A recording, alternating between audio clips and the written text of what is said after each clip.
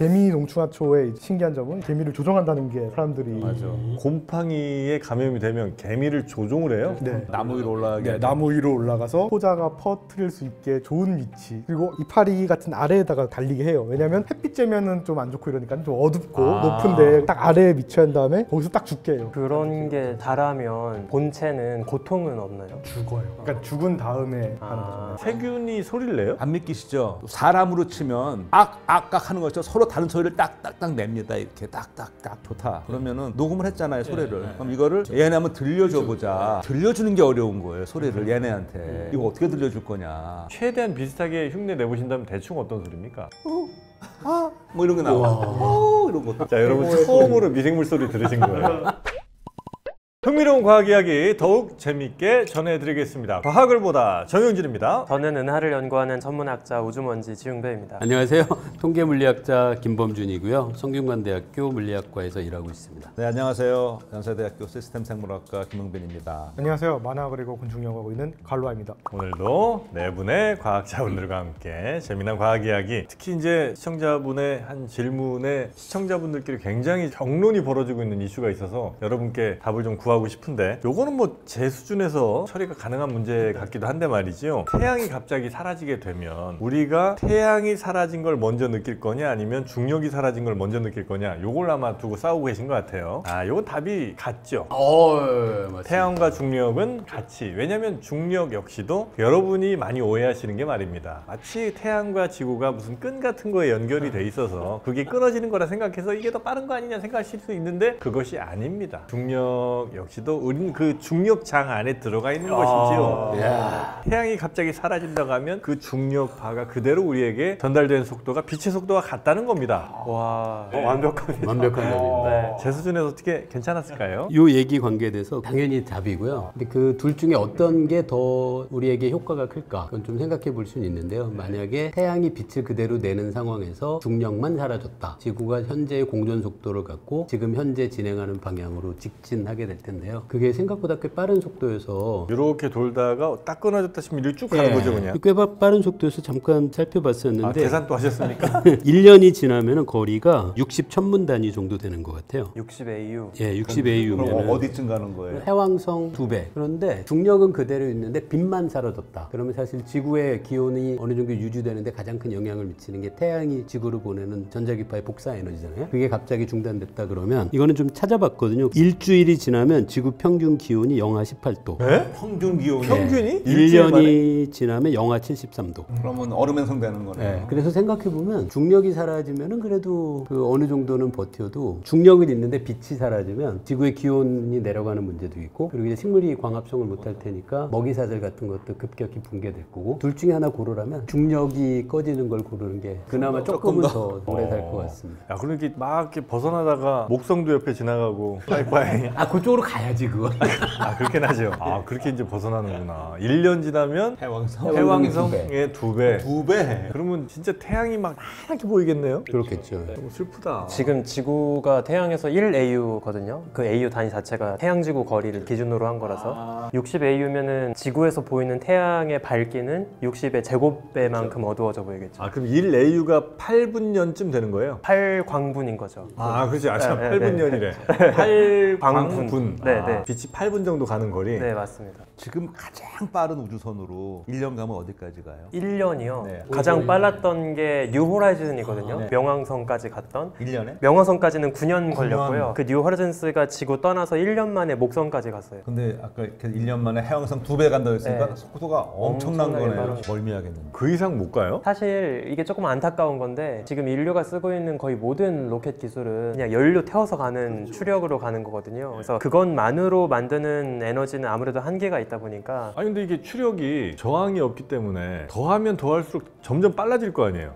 그건 그렇죠. 근데 사실 잘 생각해 보시면 로켓이 추력을 사용하는 대부분의 과정은 지구 중력 벗어날 때 다 쓰거든요. 그 속도로 그냥 가는 거예요? 네, 그 로켓 같은 거 보면 엄청나게 사이즈가 큰 연료통이 들어있잖아요. 그거 대부분 지구 중력 벗어날 때 다 씁니다. 그리고 우주 공간에서는 다 분리하고 나서 조그만한 우주선에 들어있는 소량의 연료 가지고 가지고 이제 여행을 쭉 하는 거예요. 그만큼 지구 벗어나는 게 이렇게 힘든 일이군요. 네, 지구 벗어날 때 제일 많이 쓰죠. 지구 탈출 속도가 있고 태양의 중력권을 벗어난 탈출 속도도 있고 전에 잠깐 계산해 본 게 있었는데 보이저 1호가 지금 현재 속도로 계속 나아가면 프록시마 센타우리 정도 거리까지 가려면 한 몇만 년 걸리더라고요.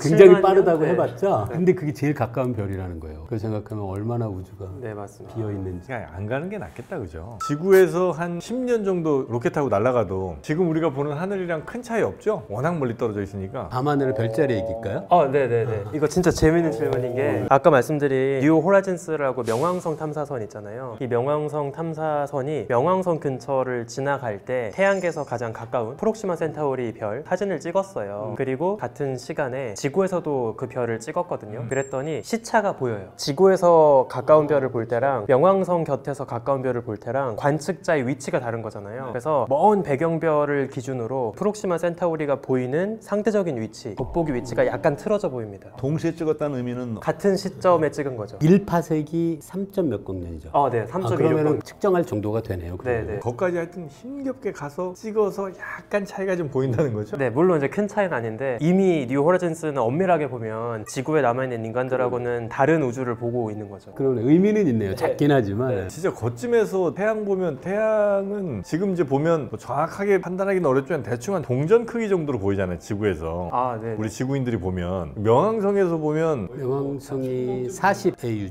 정도죠. 3, 40 정도 돼요. 지구에서 본 거에 3, 40분의 1이니까 3, 40분의 1. 사이즈는 비례해서 줄어드니까. 지구에서 봤을 때 0.5도죠. 네네. 30분이니까 1분으로 보이겠네. 그렇죠. 멀리 안 가도 화성만 해도 이미 화성도 지구보다 태양으로부터 1.5배 정도 더 멀리 있어가지고 화성 탐사선들이 태양 저물 때 노을 사진 같은 거 찍거든요. 딱 보면은 지구에서 봤을 때보단 좀 태양 작아 보인다 이게 느껴져요. 화성에서 보면 지구가 커요? 태양이 커요? 당연히 태양이 더 크죠. 화성에서 봐도? 네, 지구는 점으로 보입니다. 화성에서 봐도? 네, 말 나온 김에 하나 조금 재밌는 풍경이 있는 게 화성에 돌고 있는 위성들이 2개 있거든요. 포보스, 데이모스라고. 근데 엄청 조그매요. 그래서 동그랗지도 않고 되게 감자, 고구마처럼 생겼거든요. 근데 얘네도 가끔 화성에서 봤을 때 화성의 하늘에서 보이는 태양 앞을 가리고 지나가는 일식이 있어요. 그래서 큐리오시티나 최근에 착륙한 퍼서비어런스 같은 착륙선들 카메라로 화성에서의 일식을 촬영하기도 하거든요. 근데 아무래도 화성의 달은 훨씬 작다 보니까 지구에서처럼 개기일식은 없고요. 조그만한 감자 같은 애가 실루엣이 이렇게 지나가는 게 보여요. 실루엣이 감자 모양이. 네, 진짜로 울퉁불퉁한 애가 가리고 지나가요. 소설 마션 거기에서 보면 주인공이 화성에서 화성의 위성이 지나가는 거를 눈으로 보고 뭐 시간을 추정하고 하는 장면이 나오거든요. 근데 그게 작잖아요. 네, 맞아요. 그래서 이게 보일까 하고 전에 한번 계산해 봤는데 보일 정도는 되더라고요. 육안으로 보일 정도는 네. 되는데 그렇다고 해서 그렇게 뭐 작은데도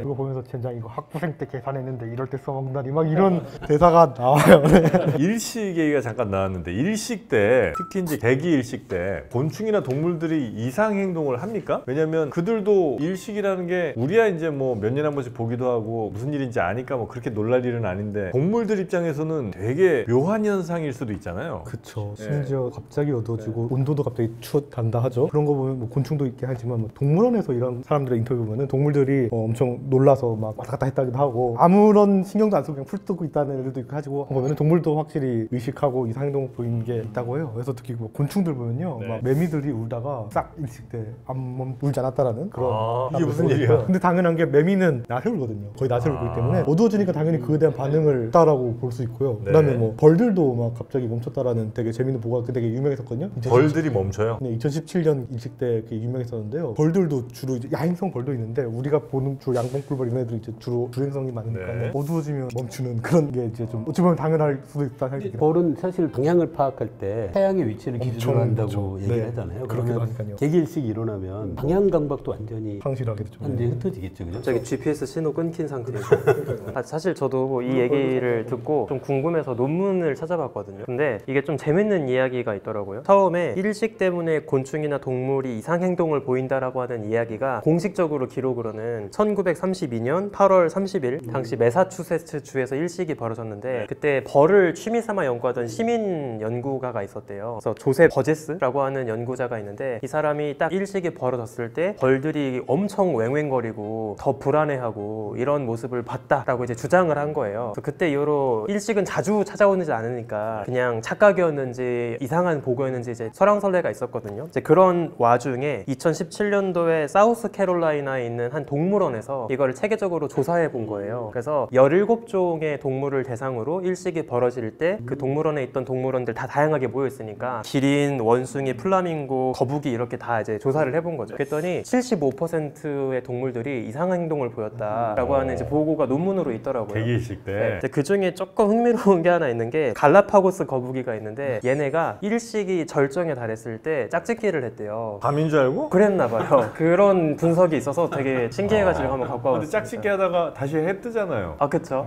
아우 씨, 민망하게 하고 좀.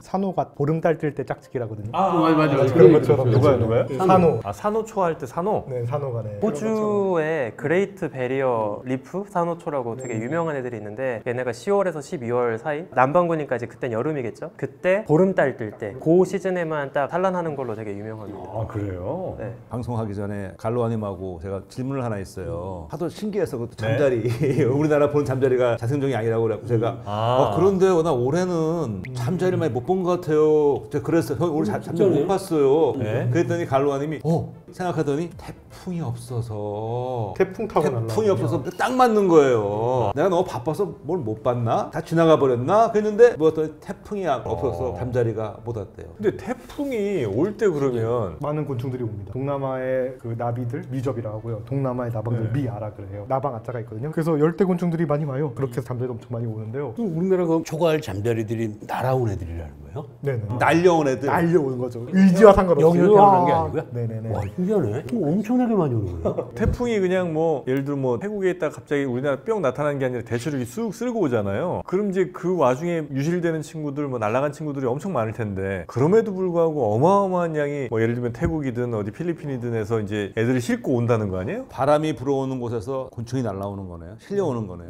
그 친구들은 필리핀에서 잘 살고 있다가 갑자기 바람 확 불어갖고 정신없이 막 돌다가 어느 순간 내려보니까 한국이야. 그래서 추워서 죽는데 그다음에 또 어떻게 말씀하셨냐면 아마 이렇게 더워지면 걔네가 여기서 얼어 죽지 않고 번성하겠죠. 번성할 수도 있다. 왜냐하면 아까 미아 미접 얘기했잖아요. 열대 곤충들이 태풍 타 날라온다고요. 옛날 70년대 80년대에는 동남아 나비들이 계속 날라오네 뭐 이런 게 있었어요. 나방들이. 근데 이제는 걔네들이 태풍 타고 날라오니까는 뭐 잠자리야 뭐 멀쩡한데 나방 애들은 막 너덜너덜해서 날라오거든요. 근데 이제 깔끔한 게 나와요. 깔끔한 게. 그건 여기서 태어난 애들. 태어난 애들이에요. 정착을 합니다. 잠자리 이런 애들은 본 적이 없었는데 이제 코 타겠죠. 근데 그렇게 많이 날아왔으면 아마 몇 세대를 계속 날아왔을 텐데 정착을 이미 했을 법하지 않나요? 아니 뭐알 낳고 유충들이 막 살기도 하고 이러는데요. 겨울주게 저게 겨울주게. 추운 겨울 한번 이렇게 매섭게 오고 하면 애들 싹 가시겠군요. 네네. 근데 이제 민물이라서 그런 것 같은데 이제 막 땅 팔고 사는 애들 뭐 좀 어디 숨어 있는 애들은 이렇게 막 겨울 버티고 이제 나오는 거죠. 예를 들면 러브버그 동남아 남중국 대만 이런 데 사는 애들이거든요. 근데 이제 걔네들은 유충이 지금 흙 속에서 이렇게 땅 깊은 데서 이렇게 버텨요. 버텨서 계속 매년 나타나고 있잖아요. 그렇기 때문에 이제 버티는 거죠. 심지어 뭐 계속 지금 수도권에만 나오는데 도시는 따뜻하잖아요. 오히려 또. 그래서 도시에 자주 나타나는구나. 더 나올 것 같은데 계속 서울 수도권에서만 나오는 이벤트거든요 이게. 그럼 그 태풍 쓸고 오는 동안에 그 동네 바다도 잔치겠다 그죠? 네. 올해 제주도 바다에 잠자리가 엄청 많았습니다. 뉴스 맞아. 네, 아, 맞아요. 거기까지만 온 오히려. 거예요. 네. 아, 태풍이 올라다 꺾이면서 여기까지만 맞아요. 바다에 잠자리가 엄청 많았죠. 바다에 세게 불었으면은 육지까지. 그렇죠. 네. 그게 카메라에 담겼죠. 네. 제가 뉴스 봤어요. 그러니까 바다도 아주 잔치겠어. 그 물고기들 막 하늘에서 그냥 계속 벌레도 떨어지는 거 아니야 먹이들이. 공기 반 잠자리 반. 날다가 배고프면 먹고. 네. 얼마나 많이 날려오는 거야 도대체 그럼. 와. 네, 그게 너무 신기하셨구나. 예. 신기하네요. 아 저는 너무 궁금해서 물어봤는데 딱 풀리는 순간 딱 맞아 떨어지니까 우와 한 거죠. 오늘은 그러면 김흥민 교수님도 계시고 하니까 곰팡이 얘기 한번 좀 해볼까 합니다. 동충하초가 결국 곰팡이 아니에요? 뭐 동충하초 그 친구들 곰팡이들은 어떤 특정한 곤충들을 골라서 하는 거야? 아니면 그냥 주변에 있는 곤충들은 그냥 다 이런 대로 이렇게 그래서 먹는 거예요? 나름대로 계속 기생하는 애들이니까 나름대로 숙주에 대한 특이성을 어느 정도 가지고 있죠. 골라 먹습니다. 네. 주로 어떤 곤충들을 많이 골라 먹습니까? 메뚜기만 하는 애들도 있고요. 잠자리 하는 애들도 있고요. 여러 종류가 있는데요. 사람들이 많이 이제 좋아하는 게 개미 동충하초예요. 개미? 그냥 동충하초 과예요. 같은 동충하초 과에서 개미를 특이하게 공략하는 개미에 기생하는 동충하초를 사람들이 좀 주목하는 게 아니 개미 너무 작잖아요. 이거. 작은데 그래도 충분히 먹고 곰팡이도 살만한. 작구나. 근데 개미가 좋은 점은 단체 생활하잖아요. 개미에겐 이게 전염병이에요. 그 한 번 돌면 곰팡이들이 그냥 온 개미 다 전염시키는 거예요? 개미의 곰팡이 그 나온 거 혹시 사진이 보신 적 있어요? 저는 없습니다. 물론 개미에게는 이게 전염병이기 때문에 개미나 말벌, 벌? 꿀벌 이런 그 사회생활 벌들 있죠. 전염병 안 돌기 위해서 항균 물질들 다 발라요 몸에. 그게 대비가 돼 있어요. 있어요. 그래서 얘네들 친척 중에 청벌이라고 있어요. 얘네들을 보면 딱 봐도 유전적으로도 사회생활 할 것 같고 진화적 관계도 사회생활 같은데 안 하거든요. 향균 물질을 못 만들어요. 그런 애도 있어요. 그러니까 못하는 거네요. 네, 못해요. 단체 생활하면 얘네들은 전염병에 취약합니다. 걔네들은 대신에 다른 데 집 가가지고 막 기생하는, 그래서 뻐꾸기 말벌, 쿠쿠 와스프라는 영어 이름 갖고 있거든요. 되게 이뻐요. 초록색, 파란색 반짝이는 애들이 있는데 그런 애도 있고, 나머지 말벌, 꿀벌, 개미 이런 애들은 사회생활하는데 전염병에 대한 대비가 다 돼 있어요. 어디 막 샘이 다르거든요. 그래서 되게 원시적인 막 개미 화석을 보면은 이게 말벌인지 개미인지 막 애매하게 생겼어요. 그래서 옛날 사람들 보면 아 이게 가슴샘 딱 보니까 아 개미 화석이구만 하면서 이렇게 동정을 해요. 아 이거 딱 샘 보면 딱 개미 갖고 있는 향균샘 갖고 있고 하면 동정하는데요. 그럼에도 불구하고 동충하초가 공략을 해요. 근데 이게 공략하는 게 되게 재밌는 게, 그냥 동충하초는 그냥 감염이 되면 그냥 죽고 이렇게 자라나는데요. 이제 개미 동충하초의 신기한 점은 개미를 조종한다는 게 사람들이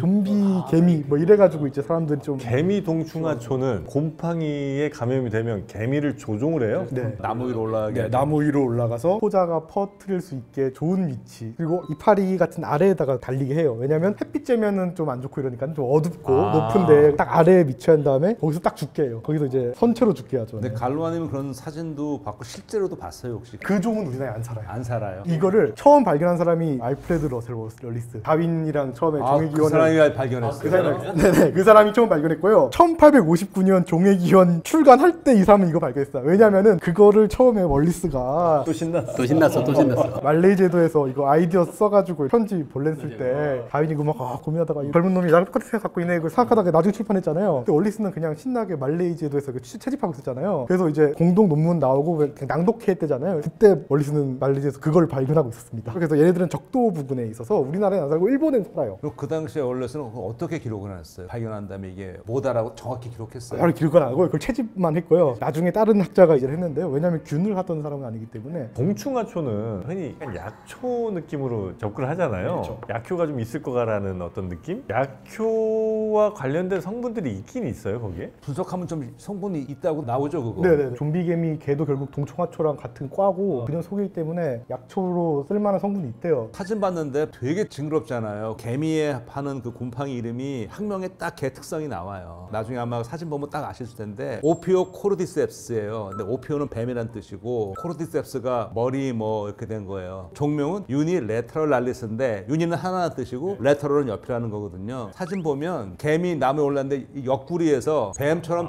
버섯 같은 게 쭉 나와서 이렇게 나와 있어. 이렇게 하나가 유니레터럴리스 이렇게 쭉. 그러니까 엄청 징그럽더라고요. 그런 게 자라면 본체는 고통은 없나요? 죽어요. 그러니까 죽은 다음에 하는 거잖아요. 감염은 살아있을 때고 걔를 죽게 살아있을 때 만들고 조종까지만 하고 그다음에 이렇게 올라오는 게 조종해서 올라가 죽고 쉽게 버섯 가시 나온다고 보시면 돼요. 버섯 가시 나오는 이렇게 거구나. 닦아서. 일반적인 동충하초는 그거 아닌데 그 속에 개미 조종하는 특징은 그 같이 나온다는 게 또 특징이죠. 그래서 이제 포자를 좀 효율적으로 퍼뜨리기 위해서 행동을 조절해서 퍼뜨리는 게 좀 특징인 게 재밌는 거예요. 그러면 감염된 개미를 감염 안 된 개미들이 보면 아, 쟤 감염이야? 알아요? 모르죠. 개미가 뭔가 이렇게 죽은 시체가 있으면 어디로 치우고 뭐 그런 얘기 어디서 들은 것 같아요. 아, 그렇죠. 개미들은 시체가 생기면은 올레산 이런 페로몬이 나오기 때문에 바로바로 칩니다. 왜냐면 개미 군체 내부 청결을 유지하기 때문에 만약에 감염이 됐다 했을 때 개미들도 방어 기작으로 뭔가 감염된 걸 티를 내는 페로몬을 내뿜어서 그런 게 치워지면 좋을 텐데 당하고 있으니까 모르겠네요. 아, 동충하초는 또 그거를 그것도 또 뭐 극복하고 있겠죠. 뭔가 화학적인 나는 기믹이 안 있겠죠. 걸렸어라는 네. 신호를 내나 보다.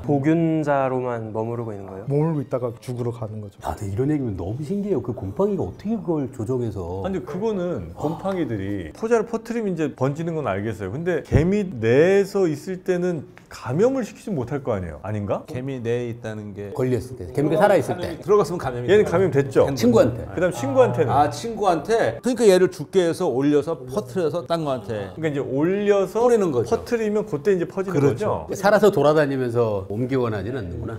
뿌려버리는 거. 재밌는 게 개미 말고 많은 곰팡이들이 이제 곤충들을 감염시키는데 네. 백강균이라고 백강균? 네, 백강균이라고 또 이제 곤충들이 약간 정말 암처럼 걸리는 질병처럼 걸리는 애들이 있어요. 얘네들도 정말 다양한 애들이 걸리고 얘네들 같은 경우는 정말 약효 같은 것도 되게 기대하기 어렵고 약간 있다고 하지만 농약처럼 써요 사람들이. 농약? 백강균이 메뚜기만 죽이는 것도 있고 파리만 죽이는 것도 있고 막 이런 것도 사람들이 있어가지고 그걸 살포하는구나. 그래서 그냥 살포하듯이 해서 실제로 막 아프리카 이런 데서 메뚜기 같은 거 한번 이걸로 죽여본 적 있어요 사람들이. 살포해서 그냥 생물학적 방제 이런 걸 또 시도해보기도 하죠. 곤충을 죽이는 동충하초 내지 균 애들이 있는데 얘네들이 다 같은 그룹이거든요. 근데 또 다른 균계에서 곤충만 또 따로 기생하는 그 그룹이 있어요. 엔토파일룸 뭐 해가지고 문이 있거든요. 걔네들은 또 이제 또 다른 방법으로 곤충을 기생하는데요. 그냥 곤충이 기생하는 거 아니에요. 동충하초, 백강균 말고 완전 또 다른. 걔들은 어떻게 해요? 걔네들은 이제 똑같이 이제 포자가 이렇게 감염돼가지고 파고 들어가서 왜 하는 건 저한테 아니고 그러세요? 똑같은. 좀비 개미는 퍼트리잖아요. 근데 걔네는 포자를 발사를 해요. 파리를 예를 들자면 파리 몸속에서 이게 자라나요. 그러면 얘가 파리가 일단은 날개가 이제 덮고 있으면은 안 되니까 날개가 이렇게 쭉 펴지고요. 배가 부풀더니 포자가 이렇게 평평 발사가 돼요. 총알 발사되듯이. 총알에서 되게 멀리 발사됩니다. 살아있을 때 일단 죽죠. 선체로 죽었어처럼 이렇게 선체로 죽어가지고 이렇게 평평 발사돼서 하얗게 산화됐어 뭐 이런 거. 그래서 하얗게 산화된 거죠. 그래서 이제 평평 발사돼가지고 이 포자를 퍼뜨리는 식으로. 근데 그 발사되는 힘은 어떻게? 글쎄 말이에요. 물리적인 메커니즘도 꽤 궁금한데. 아 그렇죠. 뭔가 에너지를 갖고 있다가 뭔가 이렇게 터질 때쯤 그렇겠죠. 씨앗이 날아가듯이 이렇게 탄성력 같은 걸 이용. 근데 그러면은 개미의 껍질을 뚫고 퍼뜨리는 그게 되게 재밌는 게요. 곤충의 균들이 결국 이렇게 계속 곤충을 잘 침출하는 게 곤충 이 절지동물의 이제 딱딱한 껍데기는 키틴질이에요. 균들은 세포벽이 있거든요. 동물, 식물, 균이 있지만 식물은 셀룰라스 세포벽이 있는데 동물은 키틴으로 된 세포벽이 따로 있어요. 곤충의 딱딱한 거랑 똑같은 키틴질로 된 세포벽이 있어요. 곰팡이도 키틴이 있죠. 곰팡이도. 그래가지고 그 키틴을 이미 녹고 만들고 해야 한 키티네이즈 그 소화효소가 이미 다 갖고 있어요. 그래가지고 그 곤충의 외벽을 녹이는 건 아주 쉬운 일입니다. 자기네도 키틴인데. 네, 자기들 키티니기 때문에 이미 그걸 녹여가는 건 되게 쉬운 일이고요. 그래서 반대로 이제 사람은 좀 공략하기 어렵죠. 왜냐면은 사람 같은 경우 피부 이거 다르고 면역체계도 이러니까는 뭐 해봤자 무 좀. 해봤자라뇨. 그거 갖고 고생하는 사람들이 얼마나 많은데요. 저도 그거 하고 있어요. 그래서 무 좀, 아구창 뭐 이런 거 몇 개밖에 없죠. 네네. 아구창이 곰팡이 병균 이름이에요? 속어도 있긴 하지만 아구병 이름도 있습니다. 네네. 이거 아구창이 뭐 입 쪽에 생기는 거예요? 점막 관련된 질병. 전막에 염증 만드는 거가 아구창. 그걸 아구창이라고 그래요? 코 이런 데도 생길 수 있는 거예요. 코에 생기는 건 아구창이라고 안 할 것 같아요. 점막이면 눈가라든지 입 안쪽이나 뭐 이런 데 아니면 항문이나 뭐 이런 데 아마 좀 생기겠네요. 그죠? 비뇨기가 또 이쪽으로 생길 수 있고. 아구창은 전 돌리는 것만 생각했지. 아구창 돌린다. 하여튼 곰팡이 이 친구들도 하여튼 정말 종류도 많고 대단하네. 곤충도 괴롭히고 사람도 괴롭힌다고 하면 안 되나? 같이 산다고 생각해야 되나요? 그렇죠. 근데 곰팡이가 개미를 그랬으면 개미가 곰팡이를 키워서 먹기도 하잖아요. 그렇죠. 공생관계도 있으니까. 개미가 곰팡이를 키워서 먹어요? 당연히 같은 곰팡이는 아니고 다른 곰팡이죠. 키워서 먹을 만한 곰팡이겠죠? 걔는? 그렇죠. 걔네가 가위개미라고. 네, 가위개미라고도 이꿈개미라고 하고. 리프 커터. 예. 한거 봤어요. 이렇게 입 예, 지고 나르는 개미인 거죠? 맞아요. 갖다 놓고 거기다 곰팡이 포자 뿌려가지고 키워서 농사 짓는 거죠. 농사 거의. 짓는 농업을 하네. 곰팡이 농사. 남미에서 중미까지 사는 애들고 아타 여러 가지 아타니 그 아타족에 속하는 개미들이 다 이제 버섯 농사를 짓는데요. 저 이파리를 따다가 집에 들고 가면 이제 짧게 잘라가지고 포자를 뱉어내가지고 이제 짝짝 한 다음에 농사를 짓죠. 그럼 이제 그 맛있게 먹는데요. 그래서 이제 이파리를 자르는 애들도 있고 그 옮긴 애들도 있고 그 짧게 자르는 애들도 있고 입에서 애 돌보는 애들도 있고 분업화가 잘 되는. 분파 잘 돼 있어가지고 사람 가끔 하잖아요. 영상을 보셨을 텐데 개미집에 이렇게 막 그 시멘트 부어가지고 막 보잖아요. 걔네들은 방이 막 100몇 개, 200개, 300개 이렇게 나와요. 평도 한 10평, 몇십 평 이렇게 나옵니다. 그렇게까지? 네, 되게 큽니다. 사실 열대우림 생태계에서 걔네가 그거 안 해주면 이거 사이클이 물질 순환 안 돼가지고 엄청난 중요한 역할을 하거든요. 걔네들이 그거 굉장히 하는 양이 많아요? 엄청나죠. 엄청 많습니다. 하루에 나무 하나 없어집니다. 와, 그 정도예요? 엄청납니다. 그래요? 사실 해충으로 생각하고요. 중미 남미에서. 근데 열대우림 자체에서는 굉장히 그 나무 소비를 그만큼 해줘야 됩니다. 왜냐면 남미 이런 데는 거대 초식동물이 별로 없어요. 생각해보면은. 그러네. 네, 더 거대 초식동물 이런 게 없기 때문에 그런 애들이 와서 먹고 소비를 해줘야 되고요. 도시 이런 데서는 되게 해충이긴 하지만 결국 곰팡이랑 버섯 같은 거라고 하셨잖아요. 곰팡이 속에 버섯, 흔히 말하는 거 사상균, 그다음에 효모까지 이렇게 크게. 우리도 이렇게 병 같은 데다가 그 팽이버섯이니 이런 버섯들 다 키우지 않습니까? 개미들도 똑같이. 그래서 그 나중에 여왕들이 그 결혼 비행하잖아요. 결혼 비행할 때 공주들이 그 버섯 하나 이렇게 입에 넣고 갑니다. 그래서 이제 새로 혼수를 가져간 다음에 왕국 찾을 때 뱉어가지고 이제 다시 농사 시작하는 거죠. 개미들도 버섯 샤브샤브도 해먹고 그렇죠. 네.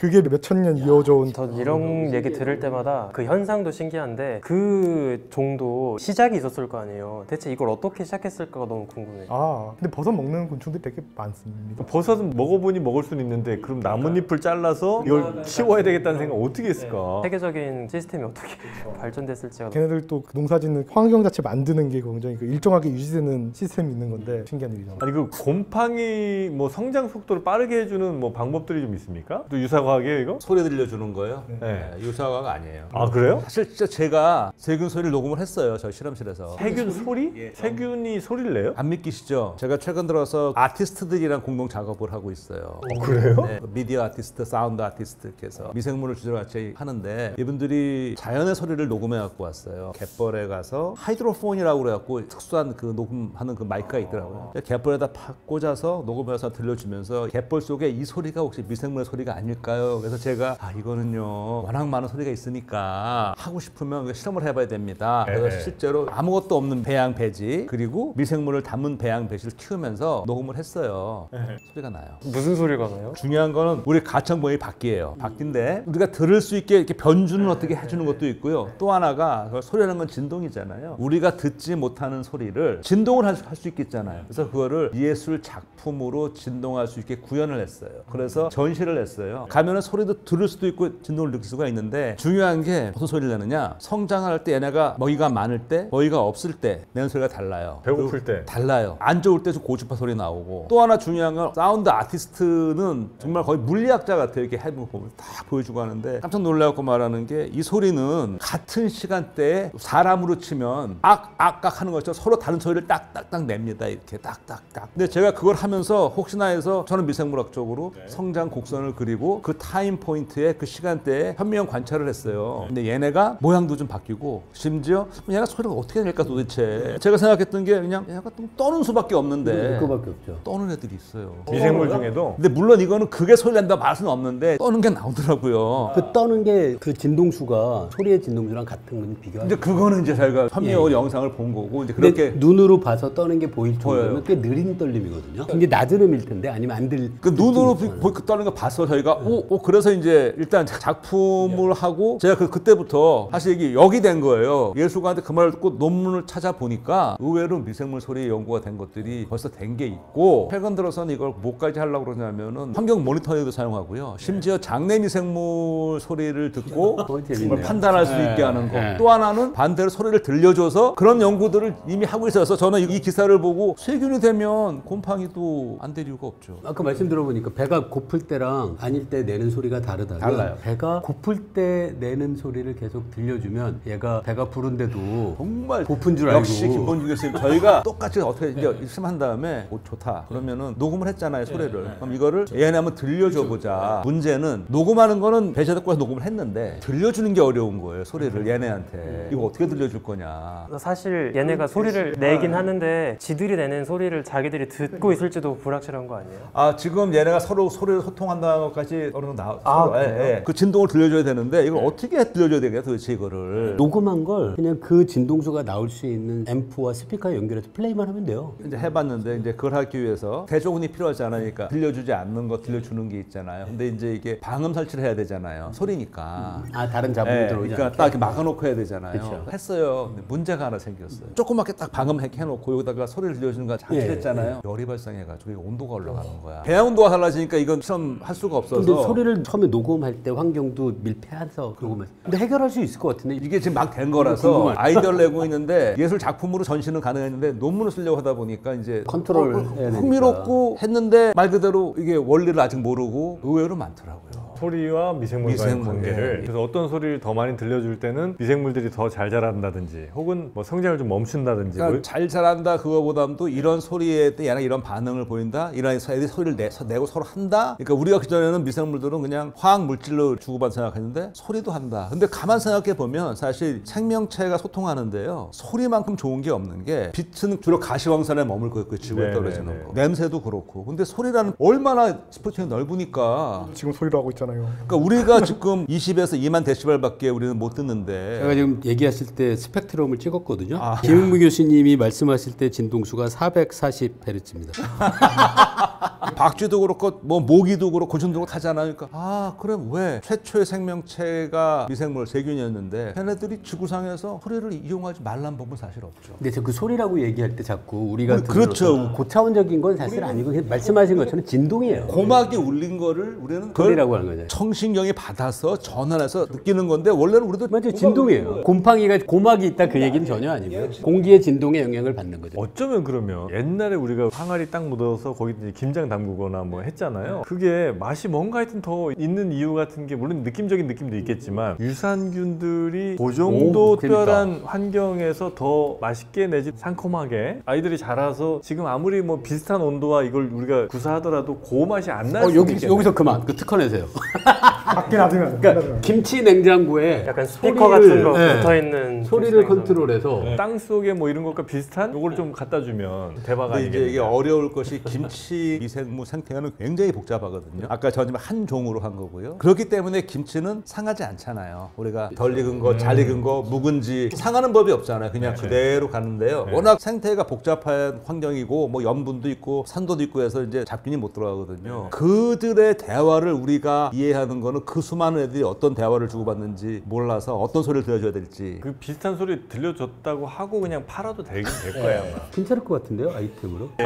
여러분만 아셔야 됩니다. 네, 여러분만 이건 알고 넘어가는 걸로 하겠습니다. 굉장히 재미있는 연구인데 요즘에 생태계 재밌네요. 보건이나 여러 이런 거에서 미생물뿐 아니고 다른 소리, 이게 바이오 어쿠스틱스라고 생물 음향학 이렇게 부르죠. 그런 분야가 조금 새로운 분야로. 근데 과거에는 이거 일종의 약간 유사과학 같은 거라 여겼었어요. 저도 그 생각을 했었고. 하긴 그게 진동인데 그죠? 소리도 진동이니 그 진동에 의해서 미생물들이 다른 반응들을 얼마든지 보일 수 있는 것이고 미생물들도 그런 진동을 통해서 자기들끼리 어떤 소통을 한다거나 아니면 새로운 환경들에 대해서 뭐 적응을 한다거나 이럴 수 있는 건데 너무 우리가 그걸 좀 약간 간과하고 그냥 무조건 온도, 습도 이런 것만 좀 중요하게 생각한 거 아닌가. 이 자리를 빌려서 그래서 공공 단체가 있어요. 퍼블릭 퀘스천이라고 작가분들께 감사드리고 앞으로 계속 같이 연구하면서 활동할 생각입니다. 그거 한참 연구하시다가 나중에 장내 미생물 엄청 잘 자라는 거 아니에요? 막? 근데 정말 재밌는 거는 그렇다면 진짜 이 장 속에서 자기들끼리도 한다면 혹시 우리의 세포는 얘네 소리를 듣나? 엿듣고 있는 유익균이냐 해를 끼치는 엔지를 장내 상피 세포들도 얘네 그걸 듣나? 세포 간에? 그런 생각도 해보게 되는 거죠. 가끔 우리 명상 같은 거 할 때 주로 이제 자주 나오는 음악 소리 같은 거 있잖아요. 아니면 이제 우리가 뭐 이런 소리 낸다든지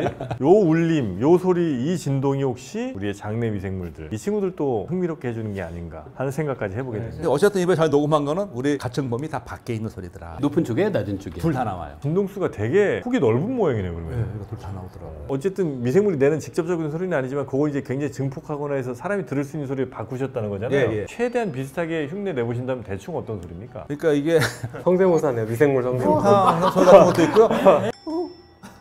뭐 이런 거 나와. 이런 거. 자, 여러분 처음으로 미생물 소리 들으신 거예요.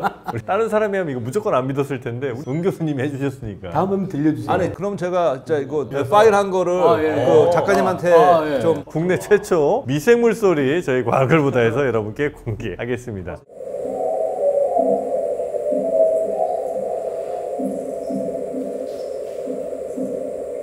우주도 소리 냅니까? 아, 우주요? 우주는 뭐 매질이 없으니까 당연히 소리를 생각하기 어려운데 사실 비슷한 개념이 천문학에도 좀 떠오른 게 있는데 별도 진동이라는 걸 하기 때문에 실제로 별 표면이 되게 불안정하게 요동치고 태양만 해도 계속 미세하게 떨리고 있거든요. 그래서 이런 별들의 진동 이거를 이제 지진이 아니라 별의 진동이다 해서 일진이라고 불러요. 그래서 실제로 일진학이라고 하는 네, 분야가 있습니다. 울 뻔했어요.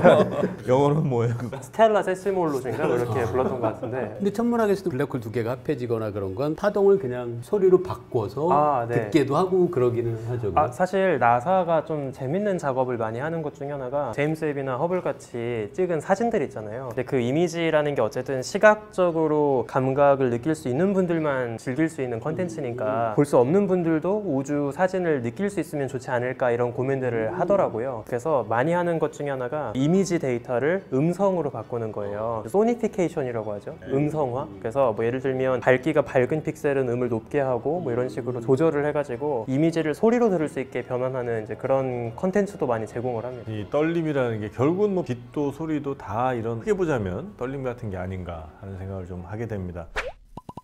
여러분은 저희를 기다리면서 기분 좋은 떨림, 주말 아침이 되면 아 이제 보다 올라오겠구나 이런 떨림 같은 거 좀 느끼시는지 모르겠어요. 여러분 그 떨림을 댓글로 좀 많이 남겨주시고요. 조금 더 많이 떨렸다 싶으신 분들은 보다 책 한 권 사시면 어떨까 생각이 듭니다. 아니면 뭐 이렇게 떨림을 극대화할 수 있는 이런 굿즈도 한 번씩 입어보시면 기분이 아주 많이 좋아질 것 같습니다. 자, 이제 곰팡이만 떨리게 하지 마시고 저희 제작진도 좀 떨리게 다음 시간에 더 재밌는 과학 주제로 돌아오도록 하겠습니다. 저희는 다음 시간에 뵙겠습니다. 고맙습니다.